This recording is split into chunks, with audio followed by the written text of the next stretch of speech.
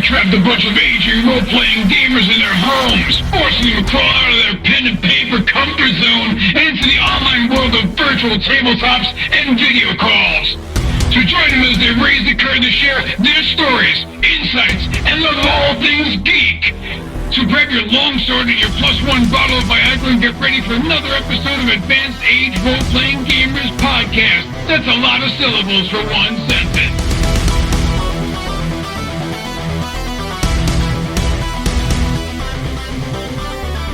Hello and welcome to the Advanced Age Role-Playing Gamers Podcast. I'm Nathan, and here's my co-host, Matt. And we're here with Christian and Carl, the writers of Death in Space, part of the Stockholm Cartel. I don't know, initiative group. Well, I don't know what you want to call it, but why don't you guys just introduce yourselves and talk about a little bit what you did to bring this project to life? Just a quick intro. Carl? Right. So I'm, of course, a role-playing game enthusiast since a long time, almost 20 years now, which is, of course, not a long time for some people, but for me, it's most of my life.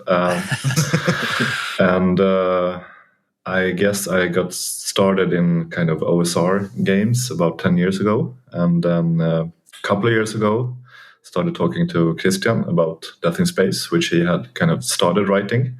At that point, we started discussing basically every single thing about this game. And from that point on, I think we just started writing and rewriting and iterating over and over until we had the game that it's there today. Otherwise, I actually have a PhD in physics, so I've done some research on our universe That's beautiful. some time ago, and today I work as a data scientist. Yeah. Beautiful. And me, Christian, I'm the, I guess, taking care of the design and art part, even if Carl is doing a lot of that too, and writing. And I also started with the role-playing games. It feels like a long time ago, but I guess it's 30 years ago, something. Mm-hmm. But I have had a break for 20 years, something. Ooh.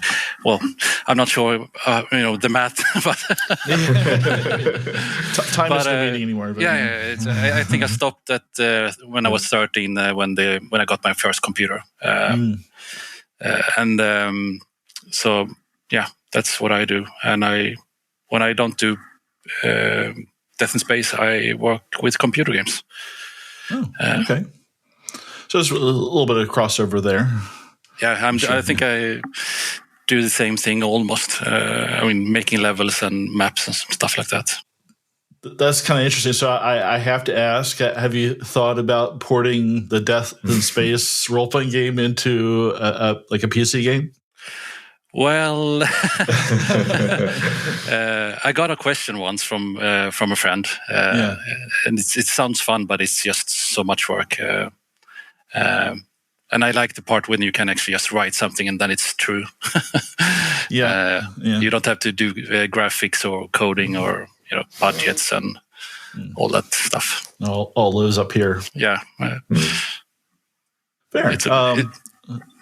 So that's actually pretty cool just to hear back. So like Matt and I went to high school together and started gaming in high school, and through us moving around the country and having other jobs, we've kind of always come back and now like so many years later we've got this podcast that we've been doing for a little over a year now, and it's been fun. It's fun talking to folks like you and getting to know like how you got into this, because it's pretty interesting. It's just, like we write our own adventures, but nothing like the whole design aspect. So we like to ask like a lot of design type stuff. So how did you? What was the influence for Death in Space? Just let's start off there. When I started writing it, I started as how to say it? I wanted to write a bit more serious. make myself write at least. So I said to myself that I need to write 40 minutes every day on my way to work. So the first 80 pages before Carl joined was on my mobile on the train. Then Carl kind of joined. And lots of movies and music. And So what kind of movies and music? well, I guess it's the most obvious ones with Blade Runner and Outland with Sean Connery and Prospect. I think Outland and Prospect are maybe not totally obvious for everyone. Actually, I'm not sure if I'm familiar with Prospect, but Outland for sure. Both of those have been a great inspiration, I would say. Yeah, and of course, being alone in the pandemic is kind of helping. So that's a good scene setter for being alone, trapped in space. Right, you can't go anywhere. Being trapped. A different, exactly. Yeah. Trapped in my apartment. I could definitely feel just from a lot of the imagery. It's a lot of like a singular person out in space in an EVA suit. It's not like there aren't a lot of group party shots in the actual book itself. So it definitely evokes that feeling. But so I was kind of I've read through it. I've already told Nathan. I think we've got a few things for our show planned, but I really like this setting and I like this idea. I'm a sci-fi fan, and I've played other science fiction role-playing games, things from like the Star Wars, Starfinder. Nathan ran us through a couple Aliens thing, but I really like this approach of just like trying to keep things fixed. I had just read the Coriolis books, and I thought that this also was like this sort of dark. I like the idea that the universe is like nothing's new, everything's being fixed. It's kind of a more grim, not shiny Star Trek. Everything's great in the future. So I thought that's a cool design. Is that what you were looking for? Is that kind of what just kind of stands out from sort of your traditional, maybe high science fiction sort of stories? Yeah, definitely, I would say. Yeah, absolutely. Sort of gritty, dirty, not these sleek designed spaceships like you see in many sci-fi movies today, I think. So more this kind of modular, dirty, lots of different weird things sticking out from the spaceship. You should be able to see that it's put together from a lot of different sources. So yeah, definitely one of our goals, I would say. One of the first things when I had read it, and actually you probably heard this in the interview with the guys from the Heretic, the Morkborg, is as I opened up and started looking at the PDF of this book, I had read the Morkborg where it's very much art. Your rule book is also a piece of art.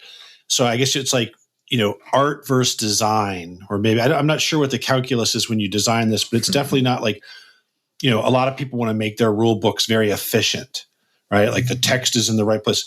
This clearly the art and the way it's presented seemed to be very important to you. I'd be curious your thoughts on that.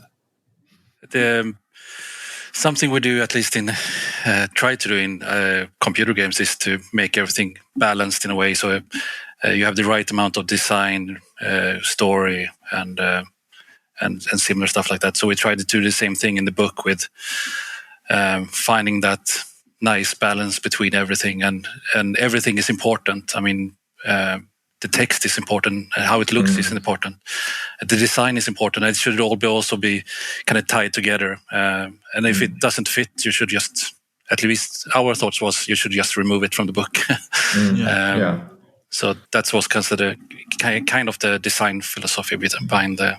Yeah, I think it's important to us how things look, of course. We wanted to kind of evoke a lot of inspiration and ideas for gameplay, mainly. But also, as Christian says, we have thought about the actual text, where to place things. what should be kind of written where, how should we organize chapters, the color coding, sort of functions of the layout. That's something we have discussed and thought a lot about as well. And we get and also kind of this spread concept where the idea is that everything you should everything you need to find about a certain topic should ideally fit in one spread. You can't always kind of make it in one spread, but that's the idea at least. So that was an important thing as well. Yeah. Now, before we get into like some of the mechanic stuff, so that's really cool. So going back to the art, like going through this, like I've got the PDF that Free League were kind enough to give us. So thank you, Free League. But going through this, like basically you want to go to the next page because you want to see you see the art, and then you got the text, and you definitely want to see what's on the next page, and you're really it does give you kind of a pretty good feeling of the setting, and some of the loneliness. So can you talk a bit about the setting, like the Tenebris system and the cults and things like that, just so people can understand, like, what is, where does your at least base setting take place, and what's it about? Yeah, I can do that. I usually do that for some reason.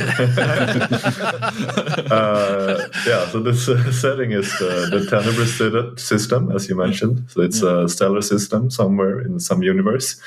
And this is right now in the aftermath of a war that took place up until about 10 years ago. And this war was kind of the culmination of a gem rush, so a rush for mining of valuable gems. These gems have kind of important properties in technology and things like that. We actually don't go into too much detail because we really feel like each group should define exactly the details there themselves. But anyway, there was this big war, and this system is kind of right now trying to rebuild after this war that basically shattered the whole system. Manufacturing stopped completely, more or less. And that's one of the reasons why nothing is new and everything is just put together from old things. So that's kind of the starting point. And then recently people have kind of, there are some rumors that there's something going on with the universe. It's kind of, the expansion has reversed, and we're kind of heading for the end of the universe. And in the midst of all this, there's also this weird void that no one really knows anything about, but it seems to give people strange mutations and kind of you can hear it through the static of technology. And it's the weirdness somewhere in the static that you can't really understand. So that's kind of a very brief summary.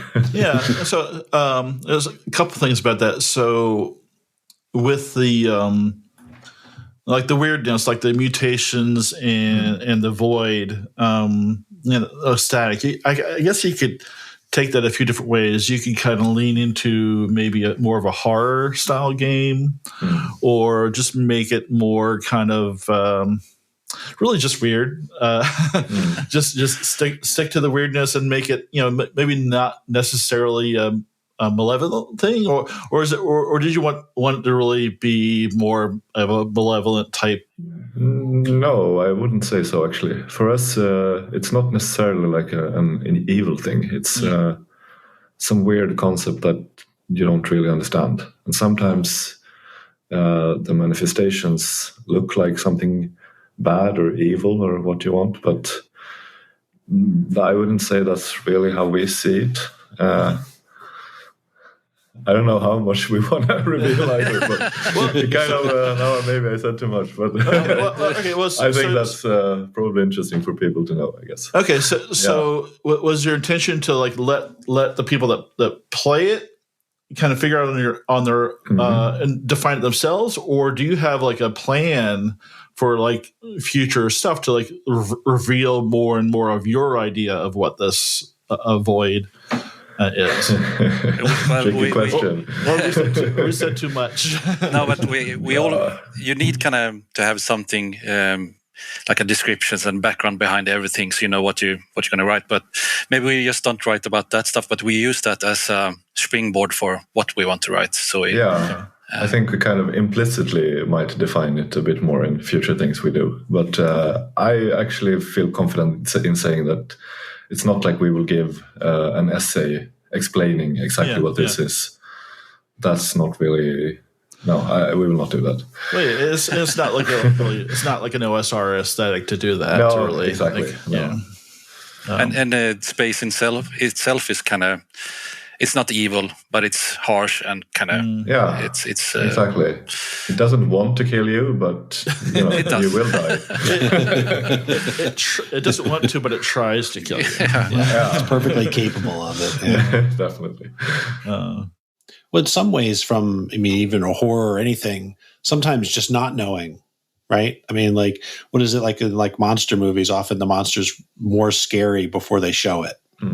Right. And so I think for me, from a horror, not having it laid out, this is this and this is why it is, keeping it just no one knows. It's just there waiting, and it may be something good, maybe something bad.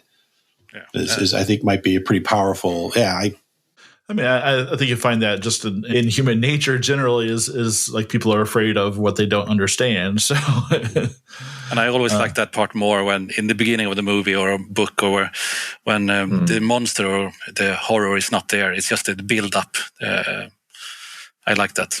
That part. It's it really sets the mood.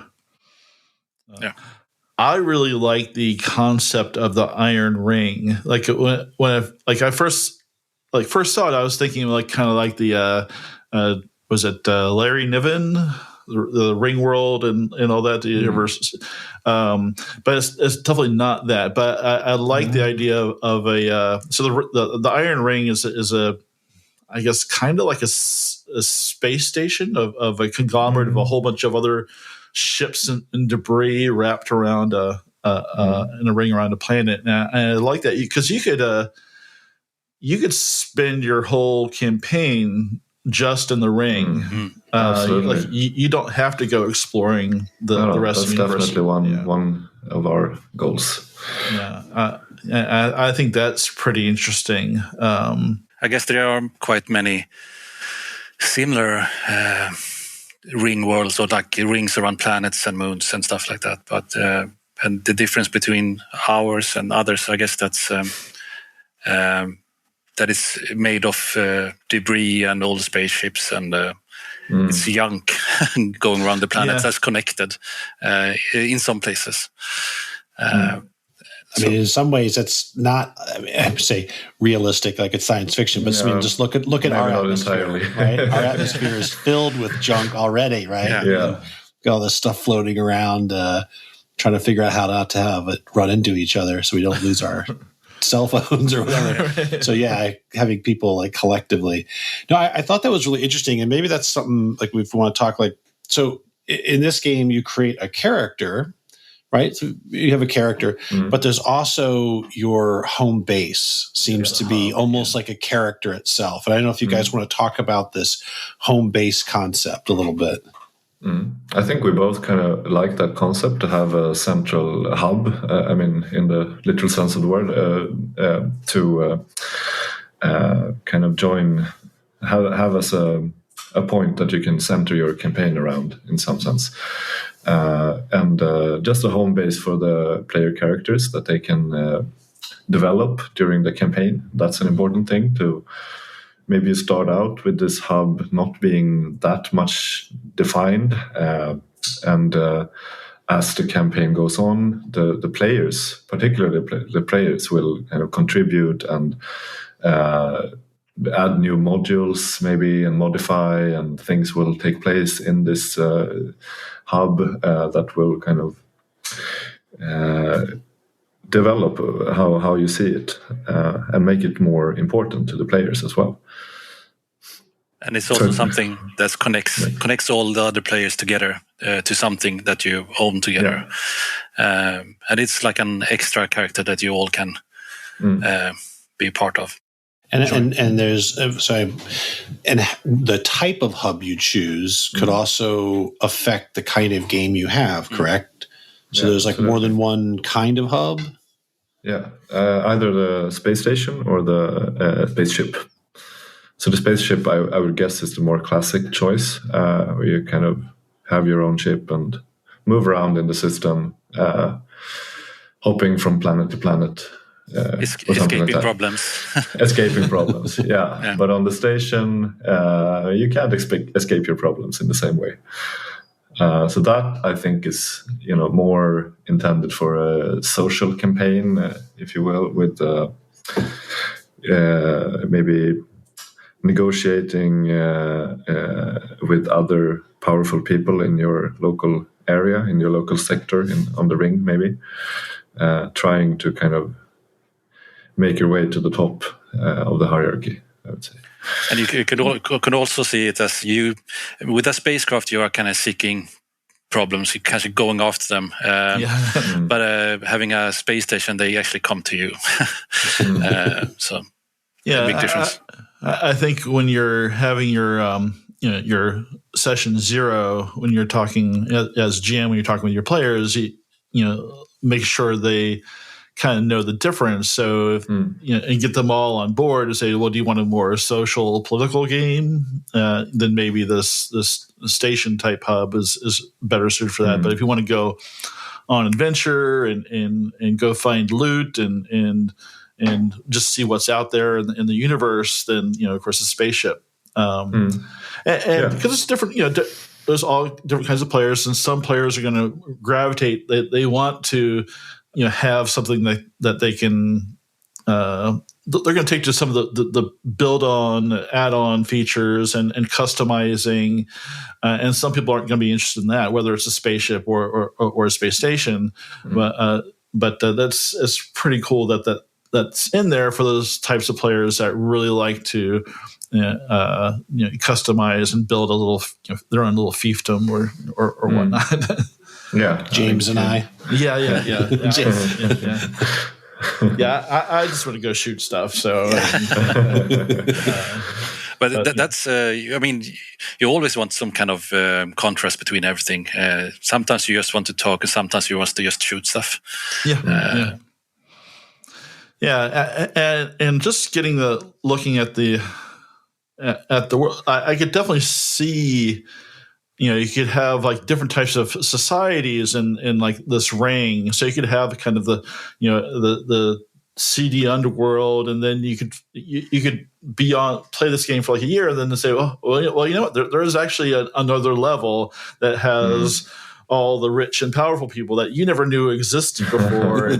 So you could really do, just explore within that type of environment. So I think absolutely. I think we're opening for having these derelict sectors on the ring that can contain whatever you want, more or less. Yeah, and if you think of the size that would be, right? A person could spend their entire life and not walk around it.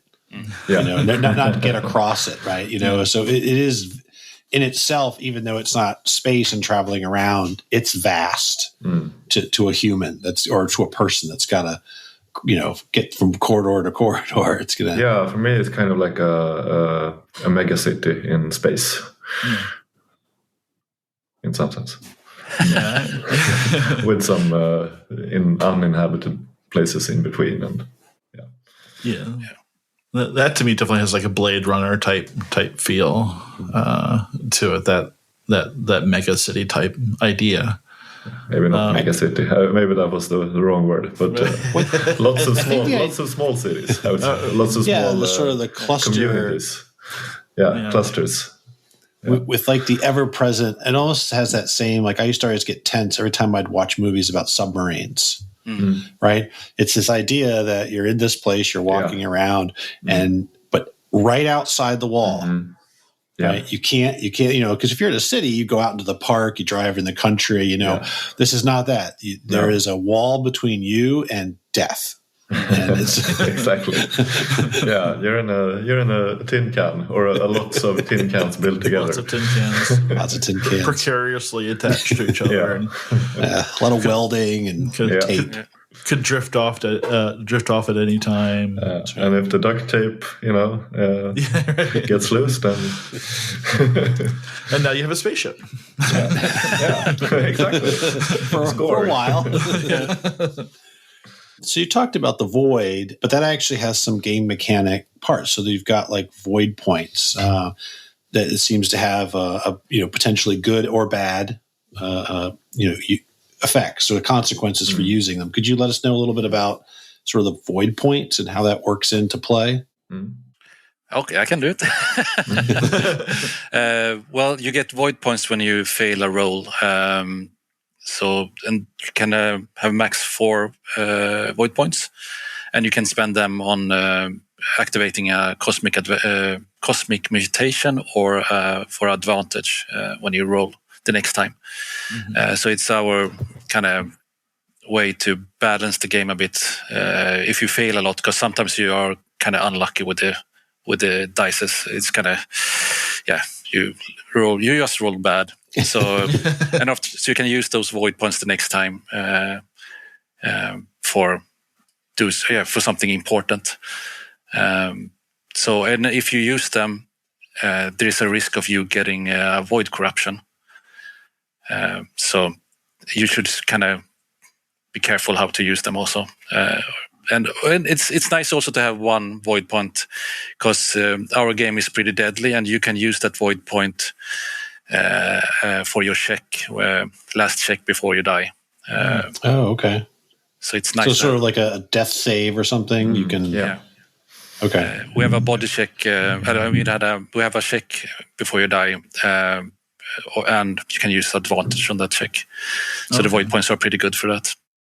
Nice. Yeah, I'm looking at the system itself bears a lot of resemblance to other OSR games like Morkborg, and you do have I notice you do have an advantage system where you can roll 2d20 or disadvantage, and the new addition I thought was pretty cool was the risky attack. And Matt will attest, I like for my players to take as many risks as are available to them, because I think failure can be interesting and is very I find it's very cinematic. So do you want to describe risky attacks for our listeners and what your idea was behind that? I think it's a pretty simple mechanic in some sense. So basically you say that you want to make a risky attack, and then you roll to attack, which is your usual D20 roll. And if you succeed, you actually do some extra damage in the attack. But if you fail, your opponent actually gets a counterattack, and they also take over the choice of who will act next in this combat round, which ties in with the initiative system a bit. Which definitely we want to talk about, because that's very different than other systems. And I was reading through it, and I'm like, okay, I get it. I said, but I could see. I've seen games where like amongst the team you can kind of trade your initiatives back and forth, but not one where you're actually picking both you and the opponent. So yeah, I guess that kind of dovetails into this. What was your thoughts on, maybe explain the initiative and how what you were thinking when you put that mechanic together? So I can just say how it works. You can explain why it works like that. Sure. So how it works is just that when you have done your actions, you get to choose who will do the next one, and this can be either one on your side or on another side. And then you ask, but why would I choose someone on the other side? Well, the point is, if you're last in the round, you also get to choose who will start the next round. So if you just leave your opponent until the last part of the round, then they can just choose themselves to start the next round. So they get 2 actions in a row. So that's the reason why you might want to avoid that. And the first time I tried a similar system, we noticed how kind of smooth it was when we played. We didn't look at initiative when people didn't hold their phones while during the combat, and every time I play games with an initiative system, I always forget who's next. So the only thing I need to have in my mind when I do that is just, have I acted yet or not? And then just it kind of flows a bit better. So the first time I tried that similar systems, I kind of get hooked to it, and I wanted to use it for everything, everything we played. So it's a nice way also to, it's a nice way to do moves together. So you can tell your friend, okay, let's do this together. I'm going to use you as a springboard and jump on top of this enemy and take it out, instead of having to wait a couple of rounds before it's the other person's turn. So now you can tie moves together, and I think all that stuff is coming from the old Marvel game, when you're supposed to do stuff together. Yes. I think that uses this system. Yeah. The phase rip. I actually don't know, but it has been used before, at least. This system. It's not something we invented. It's neat. Like, and it is like we like in this. So we did an actual play podcast too, and like the episode we're releasing on Tuesday. I do the fastball special. With the halfling in the group, where I throw him at a demon, and there is some coordination you have to do. Is not D&D is really not built for that. You say, well, I go on this initiative, and you have to you have to not do anything until I'm ready, and you lose your turn basically. So I think, so it was kind of either this. Popcorn initiative, as it's usually called, or just a simple D6 roll. Whoever gets highest acts first. I think, a group. I mean, and so I think those were kind of the options for us, and then we went for this. And if you combine this with that, if you act first, then it's starting to get quite dangerous. Yeah, because you're initiating the whole risky situation. Like if nobody chooses to go first, then maybe you can talk your way out of it. But if once you choose violence, then we wanted to have that feeling of when you're talking to someone and they are kind of reaching for the gun. You don't want to. You don't want to roll the gun. The loaded gun is lying there on the table. Yeah. So that's interesting. So it creates almost a narrative start of combat. Yeah. Right. You're right. It's not like I want to hit him and then you roll and you get really low and you're like, well, I guess I'll hit him later. Yeah. No, exactly. Yeah. No, if you say you hit him, then roll to attack. And it's too like I find us like any kind of more strict initiative systems. Just okay. All right. We're combat starting. Well, now we have to stop, and now everybody has to roll initiative. And that takes a minute. If you're especially doing it online, it's like, roll 20 is not rolling the dice for me, and so you're waiting. You're about to start, and then it's okay. Then you have to wait. Right. There's a lot of editing that out. For us. Yeah, it takes a lot of time. I kind of love crunchy combat games, but we wanted something different that is a bit faster for this one. So you just when the combat starts, you just start, and it should at least. When I play, it's different for Carl, but I want combat and the other stuff to feel the same. It's just a bit more dangerous. Yeah. And we play a lot. Like we're playing, Hero System, and we play GURPS sometimes. So we definitely love the crunch too. But it's definitely nice. Like one read through, and you could pick this up, and if you had half an idea for at least where to start, you could get going. And character creation seems like pretty quick, and you do have some interesting decisions to make. Is there anything you want to say about the character creation and your thoughts into like what makes character creation interesting for you?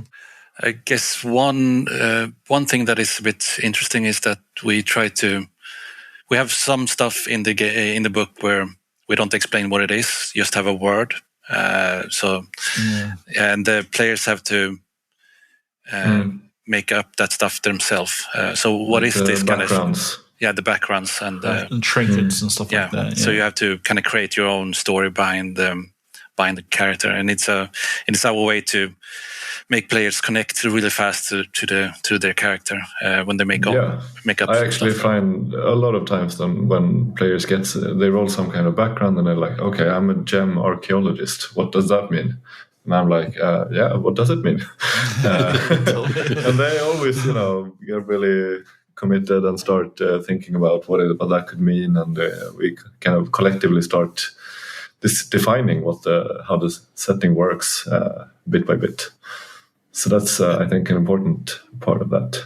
And also the part with creating a hub is pretty short, because we wanted players to actually build on top of building their own hub in the game, so they actually get a bit better connection to it instead of in the beginning of the game. So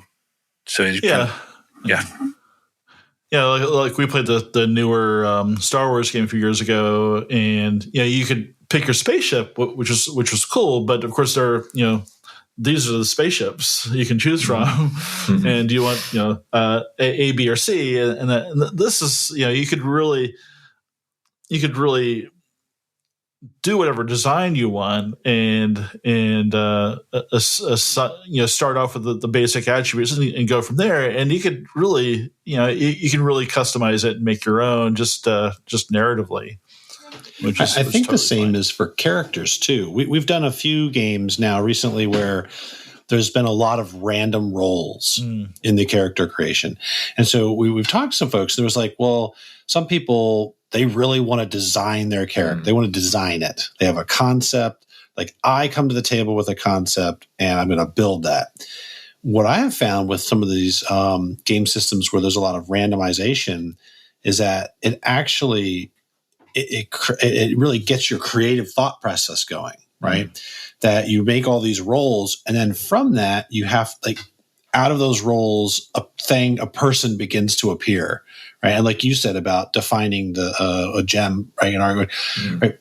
Allowing the players to fill those gaps. I think some of our richest characters have come out of that process of starting with some randomization and then allowing that to let us create something within that process. I don't know, Nathan, if you... Yeah, exactly. And just looking at some of the stuff like in the under character details in the looks area, robotic hands / arms. Like, how did you get those robotic arms and hands? Like, like what happened to you? Was it in the war? What was it? Were you working on a spaceship and something like it fell off its skid and landed on your arms? You could make up a really cool story with that stuff. And sometimes the players actually add stuff that you need to. They change the world. in the beginning, they say, I did this and this in this company. Okay, so now I need to have that company when I play. Okay, so now we have that company existing. Yeah. Okay, let's write that down. Yeah. So yeah. That's true. I also really like this randomized characters a lot, because you quickly get started and then you kind of define them through play rather than before play, which I find a lot of fun. And we also added, if you don't want to roll, you can pick yourself. Just pick from the list. Right. But, Yeah. Right. Yeah. I personally, I like there's people who will like the picking, and I think some of them might be like if you got a background for something, maybe you want to pick your starting gear that matches your background, whatever. But I like to throw caution to the dice and just see what happens. Yeah. And I think the best characters I had when I played is actually something you get one roll and another, and they actually doesn't fit. So you have to build that arc between. So you can always make it fit. I mean, make it sense somehow. So I like that approach to have gaps that you need to fill in, and you can always fill it in somehow. Yeah. You just have to figure out how. Yeah, I mean, and that's a whole creative writing process kind of built in too. So not everybody's going to want to do it that way, but I can see, at least for us, when you give a little bit of randomness in there, then you come up with like Matt said, just a really much more fleshed out character at the end of it, and it doesn't really take that long to do. No, that's another benefit. You can even we have this online character generator, which basically takes all the tables and combines them. So we should advertise that one a bit more.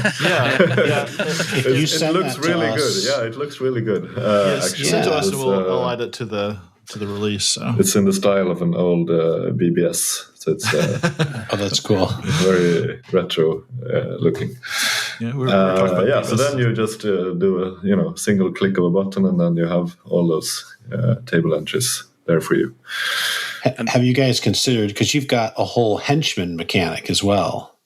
Yeah. Have you ever thought of maybe doing the same thing for just like a henchman generator? We haven't, but maybe we should. now we have.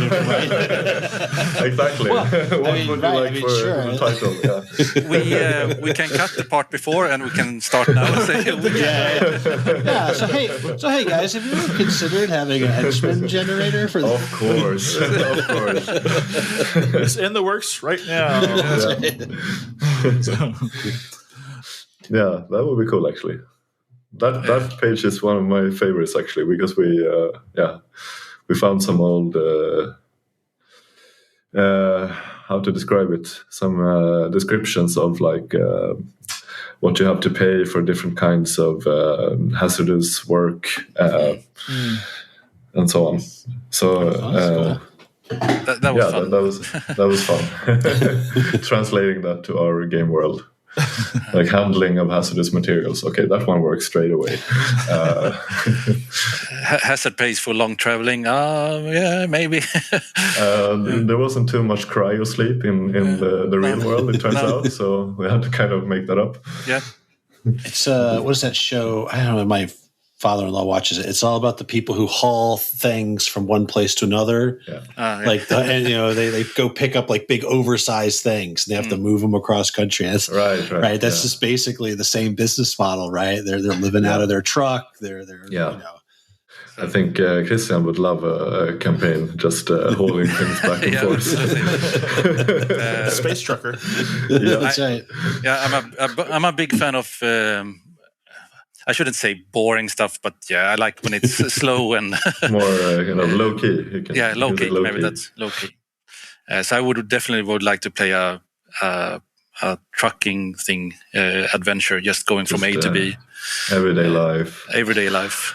What kind of music are you listening to in the cockpit?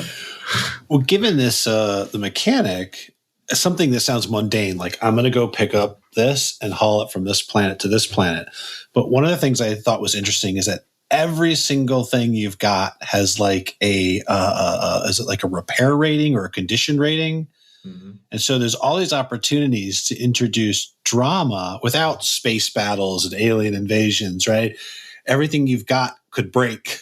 In fact, in the spaceship things, there's like, what did I read? Something about, now it might be combat related, but like hazards that can happen or things can break. But regardless, everything's got a condition and everything could bust. So it might seem like a simple sort of story, but you could interject drama if your life support's got a hole in the line or something, or the clamp that holds your load breaks, and you've got to it's got to go recover it. So I think that's kind of a cool system if you want if you're not looking for giant space battles and aliens invading, you could still have a really good and engaging story at a more mundane level. Absolutely. And the scenario could be about getting a spare part for your engine, which is basically the plot of a Star Wars movie, by the way. So, not too shabby. Yeah, work for them, right? Yeah, we are top tier now. That's absolutely. No, I took it down. I always have my Empire Strikes Back billboard behind me. So, I have my TIE Fighter up there. Yeah, so and I like that you.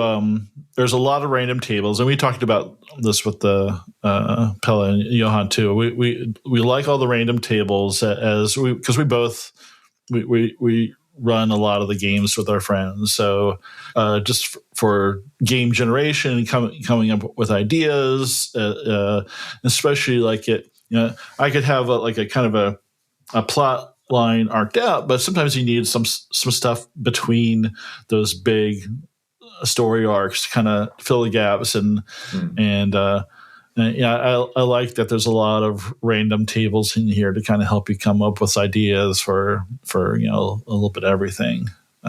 And we tried very hard to put as much of our setting in the tables everywhere also. So it feels you can almost understand the setting just reading the tables in a way.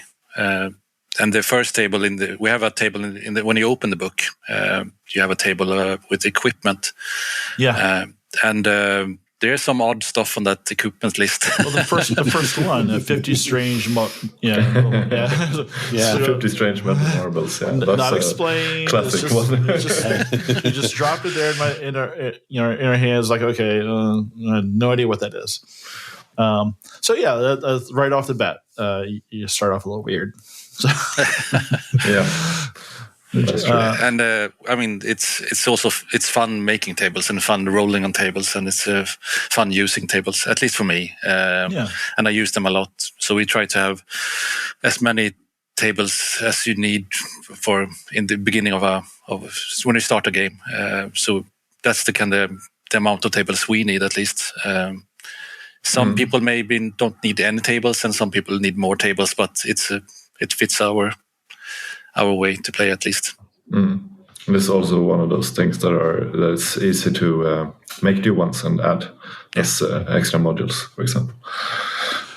Now, one question I've been kind of dying to ask too is with OSR games, there's a lot of people that love to make their own homebrew, and they want to publish it or give it to the community. Do you have kind of guidelines for aspiring Death in Space homebrewers or writers that want to publish their own materials to as a companion?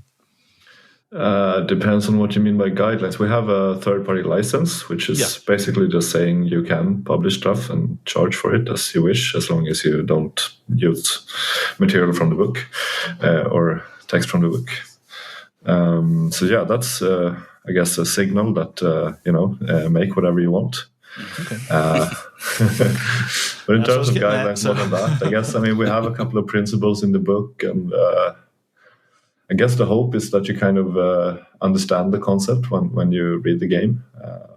But we talked about having some points on the website with just, these are some principles that we think are important. If you want to follow them, that's, up to you. But it's just a help if you want to. And we will probably we will try to make stuff that is not that much that will not destroy your world in a way. No, that's absolutely I think we want to try and make things quite modular, and make it possible to plug in everything into your own campaign. Maybe not exactly everything, but as a general principle. Yeah.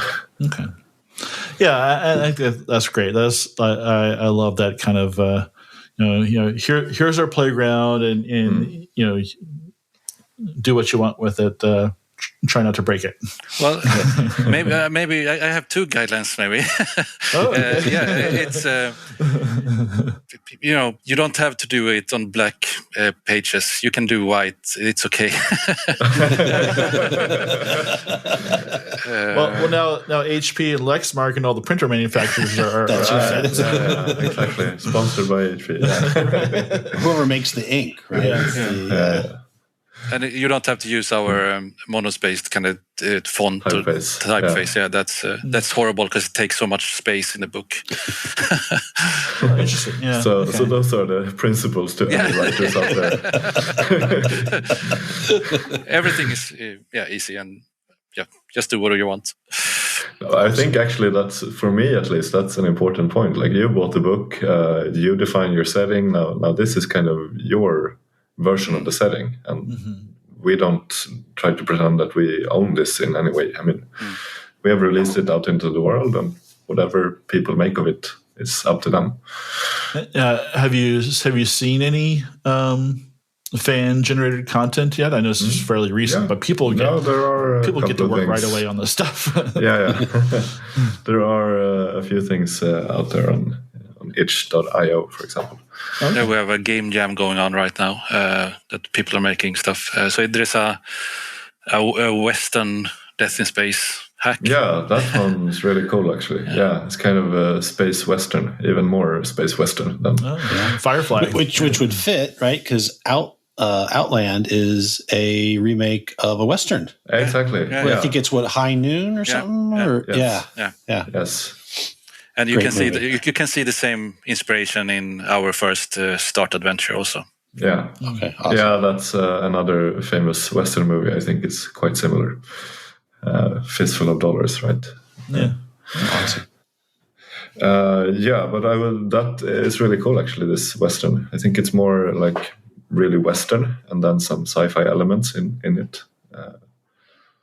Like Star Wars is a fantasy that with space sci-fi technology. Yeah. And I'm not sure of his real name, but McClintock, he made a virtual table foundry thing for us also. Oh, nice. Okay. The So you can use that. sheet and some tables are in there. Yeah. Yeah, Nathan, I don't know if you guys have, I don't know if there what like communities where people get together, like Discord channels or whatever. Anything you'd like for us to put on with the video, we can add it to the text that goes along with when we release this. We have because I know Discord. for some of the other games we found like the Discords and the chats, those have been super helpful, and the communities always seem to be really nice. Exchange ideas and stuff that people add. So yeah. We have a Discord which is has some activity. It's you can read it at least. It's not just text going all the time. Right. You're trying to actually read what people say. Yeah. I'm not at all envious of Mörkborg Discord. I hung out there for a few days, and I'll peek in there every once in a while. I was like 25 plus new messages. Maybe some more time. No, they have some extremely active community members, which is really, really cool. Really, give them credit for having created this community. And all the people in the community for also contributing to the community. Yeah. I like how, like, for us, like we all started with D&D, but life is too short just to play D&D, and I like that there's so many options now. There's just whatever style of game that you want to play this week, you can find it. It's out there. Yeah, it's rather the opposite problem. Like, what are you going to choose out of all these games? You can't. No, you can't. And I guess we made it hard for ourselves. I mean, I think this project took 3 years from the start to finish, and it's waiting 3 years to to make a game you want to play, it's a long time. I can imagine. But we played it during the when we did it also. So Yes. so that's what I'm going to do for the months coming now, is just play Death in Space and make some campaigns and stuff. Well, Awesome. I'm glad you're gonna have time to do it. That's awesome. Well, Coming to that. Yeah. It's a real drag. The real jobs are like our daytime job, right? I mean, Nathan and I muse all the time that it would be great to just do this and do what we really not. Now when Death in Space is over, I kind of want to have just a small break and meet people again, because it takes time to do a game. Yeah, and then there's all the the promotion stuff, which is I'm sure is fun and everything, but like you don't make games because you don't like games. You make games because you love games. Yeah. And at some point, you kind of want to play those games. Yeah. That's true. Any final notes from you guys that you guys want to tell your community or the people who don't know you yet? Well, it can be hard to find, but we have a soundtrack that you can listen to now before buying the game, or looking at the game, or copying the game, or stealing the game. You can listen to the music, and you can create characters on the homepage. Okay. I think you can find everything on our homepage, deathinspace.com. So I think the soundtrack is available in most streaming services. Spotify and for example. Okay. Who did the soundtrack, by the way? It was Solar Field did one song, and then Helium Kid Canon did the rest. So it's a really nice soundtrack. It's kind of combining some more atmospheric stuff with some more not so slow. I don't know how to describe it, but there's one song which is like a TV commercial, I think, which is kind of fun. And then some of them are a bit more with some more up tempo, and some of them are more slow, ambient. I'm the audio nerd, so I like to make sure those musicians and whatnot get their get their mention. Yeah. So I just did a quick search. It came right up on Spotify. So whatever. I'm not sure other streaming services people use, but that was quick to find. And I'm a big fan of Solar Fields, so it was really nice to have him on board making a song for the game. Yeah, that song is really, really good, actually. That's a slow build-up. From Sweden, or? Sorry? Both of them are from Sweden. Other than that, do we have anything we want to say? I don't think so. All right, there we go. There we go. Gun your head. Well, you must promote we're something. just. I think we're both really happy that things are starting to happen. The game is out there, and people are reading it, talking about it, and that's just really, really nice to see. And that's great. It's kind of strange as well, but mostly nice. Awesome. I think our friends at Victory Condition Gaming did an actual play of it. Right. We've probably seen that one. Or Doug. Well, thanks, guys. Matt, do you have any final words, Matt? No. Before you're sitting down and tagline. That's it. We're cutting there. Thank you for your death in space. No, thanks for sitting down with us. Like I said, I've really enjoyed reading through it. I'm pretty excited. I think it sounds like a great game. I'm looking forward to either playing or running it sometime in the future. I think you should run it, Matt. I think. I have a really, really, really mean scenario in my head for the players. So sounds good. I know you guys have life supports always working. I don't know if that's going to be. So thank you. Thank you. Well, thanks, guys. Right. I appreciate you spending so much time with us, and enjoy your evening, I guess. Yes. and I'll go finish packing. Yeah. So, Right. thanks everyone for watching or listening, and we'll see you next time.